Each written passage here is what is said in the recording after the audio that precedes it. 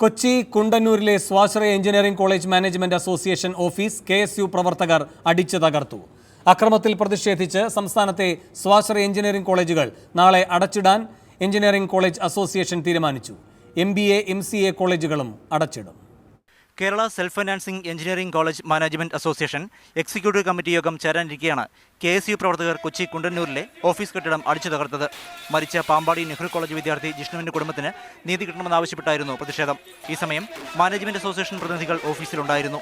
കെട്ടിടം നശിപ്പിച്ചതിനെ തുടർന്ന് ഉച്ചയ്ക്ക് ശേഷം മറ്റൊരു സ്ഥലത്ത് ഭാരവാഹികൾ യോഗം ചേർന്നാണ് നാളെ കോളേജുകൾ അടച്ചിട്ട് പ്രതിഷേധിക്കാൻ തീരുമാനിച്ചത്.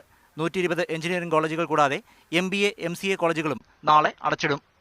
നാളെ സൂചന എന്ന വണ്ണം കേരളത്തിലുള്ള 120 എഞ്ചിനീയറിംഗ് കോളേജുകളും സെൽഫ് ഫിനാൻസിംഗ് എഞ്ചിനീയറിംഗ് കോളേജുകളും അടച്ചിട്ട് പ്രതിഷേധിക്കുന്നതിലേക്കാണ്.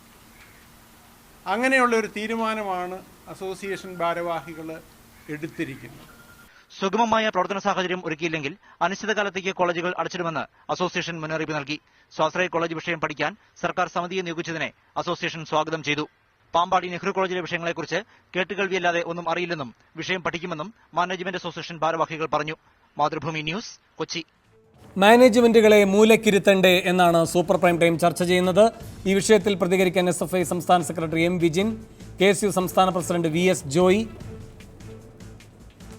വിദ്യാഭ്യാസാവകാശ പ്രവർത്തകൻ ഷാജർ ഖാൻ, ടോംസ് എഞ്ചിനീയറിംഗ് കോളേജിലെ കുട്ടിയുടെ രക്ഷകർത്താവ് ഷമീർ നരിക്കാട് എന്നിവർ അല്പസമയത്തിനകം സ്വാശ്രയ എഞ്ചിനീയറിംഗ് മാനേജ്മെന്റ് അസോസിയേഷന്റെ മുൻ സെക്രട്ടറി KM മൂസയും ഈ ചർച്ചയിൽ തത്സമയം പങ്കുചേരും.